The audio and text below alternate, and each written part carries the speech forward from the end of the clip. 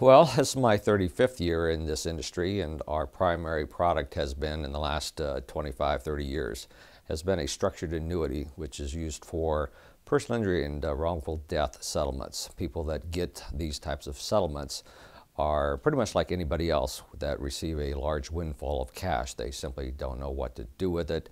They're oftentimes taken advantage of by their own spending habits, their own friends, families, churches, charities. Anybody that realizes a person has got large sums of cash is out to figure out a way to get their portion of it. So the concept of the structured annuity came out many years ago that allowed these people at the time of receiving this money to put it away into an annuity from a major life insurance company.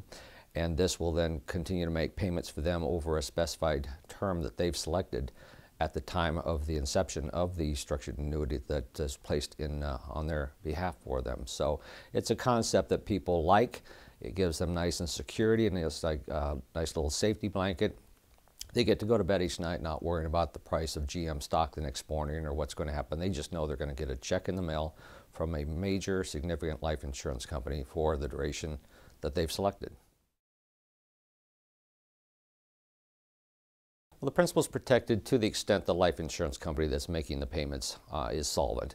And we're dealing with companies like Allstate and Prudential and Metropolitan. These are companies that have some of the highest ratings from the rating agencies. They've been in business for 80 years, in some cases up to 160 years in other cases. So we'd like to think that if these life insurance companies are not in business, there's probably not much else that is in business at that time.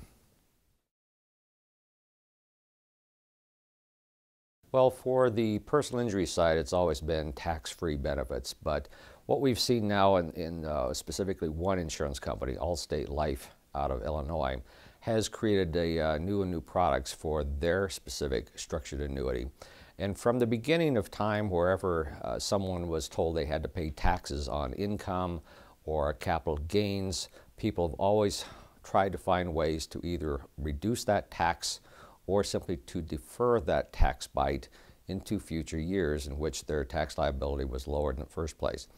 So the concept of trying to figure out a way to take a sale of a business, or in our case in this topic today, farmland, farms and farmlands, is how do we take a cost basis for a person that has the farmland, which is either zero cost base or very low cost base, and is selling the land today because prices are extremely high. They're at some of the highest rates per acre that we've ever seen.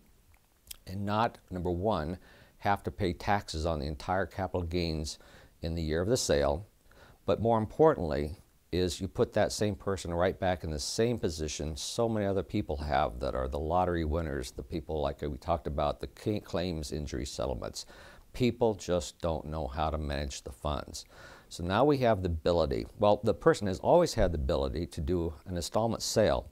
A willing buyer of land and a willing seller of land have always had the ability to either take care of it in one lump sum transaction, taxes were due in the year of the sale, or they could set up an installment sale in which time they have a set amount being paid up front as cash, and then a specific series of payments over time that the buyer will be making to the seller.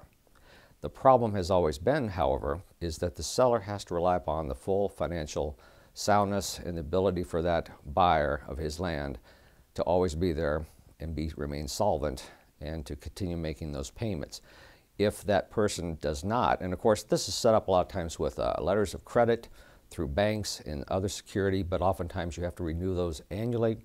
But the worst situation is to have that buyer of that land default in a few years, and the person, the original seller, then has to acquire the land back, and there's a tax obligation that puts that person in the same position that they would have been in had they just did a lump sum transaction back in the day the land was sold.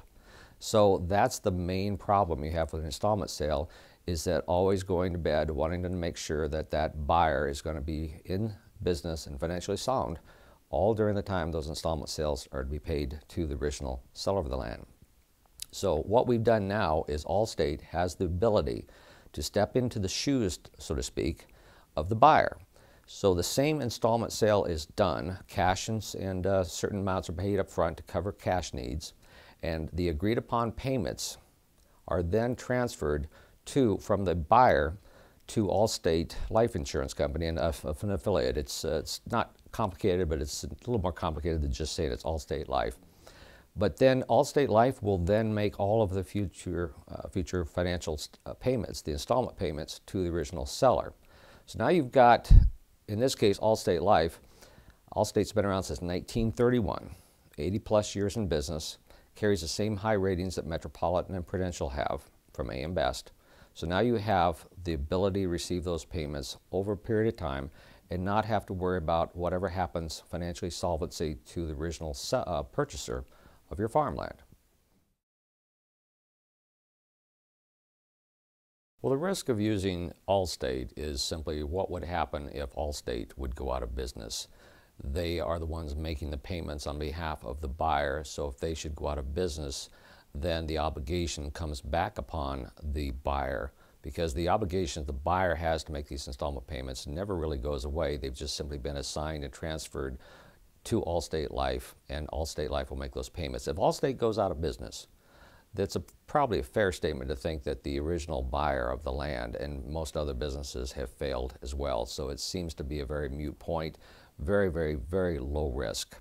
And as far as not being complicated, it's fairly simple and straightforward. You still, as I said earlier, you still enter into the sale agreement.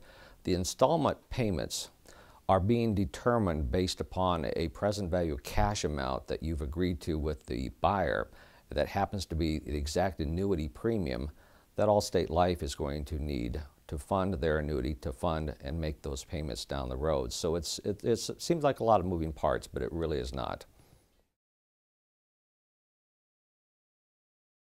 Why the farm prices are so high?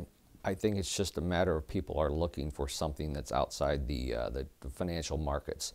The land has always held value. It's gone up and down, always will. And that's another reason people are looking at the farm prices right now. This is a tremendous time to be able to lock in these prices per acre, get your land sold off, and in spite of what the land values may happen, go up and down in the future, the seller has locked in his installment payments based upon 2012 pricing, which is very, very nice for him. And if someone has a cost base of, say, 0 or very low on their land, when they start receiving payments from Allstate Life, the payments they receive are pretty much in 3 components. One is a return of the original equity payments that are simply divided by the number of months and years of the payment stream that the seller has agreed upon. So a portion of each of those payments is made up of a portion of that is the original price, the cost that that farmer had in the land. A second component of that is the capital gain, truly what the gain has been from the low cost basis to the agreed upon sale price, and that is in fact a capital gain, taxed at capital gains rates. But again, it's taxed each year on the payments that the person has received. And the third component, obviously if you put money with Allstate Life, they're earning interest on your money, and part of that interest is credited back through the annuity payments. So part of it is going to be ordinary interest that you would have earned had you had the money in the bank or another type of an insurance product. So the 3 components are simply there, and it's just simply a matter between you and your tax accountant as to how to clarify on your return each part of those.